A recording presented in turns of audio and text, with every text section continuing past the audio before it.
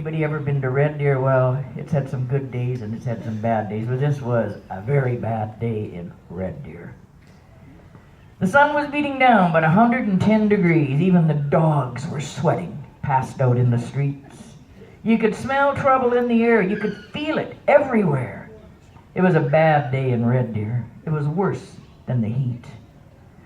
I was sipping whiskey down at the Red Dog Saloon, trying to quench a powerful thirst like all the rest were doing. The boys were playing pay cards. The stakes were high and hard. When we heard the first shots, it was just about high noon. We heard the women screaming, and we hit them swinging doors. The sheriff, he'd been hit hard and was crawling on all fours. Our guns were drawn and ready. Our hands were sure and steady. And then I saw Jess Carter. He was settling old scores. Now Jesse, he'd once saved my life, so I couldn't gun him down. Then Jesse's eyes met mine as his gun hand spun around. In that one split second, before either of us reckoned, a bullet from another gun drove Jesse to the ground. I dropped my rifle in the dust and ran where Jesse lay.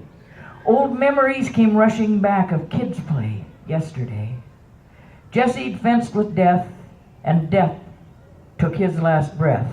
I bit my lip to stop the tears as Jesse slipped away.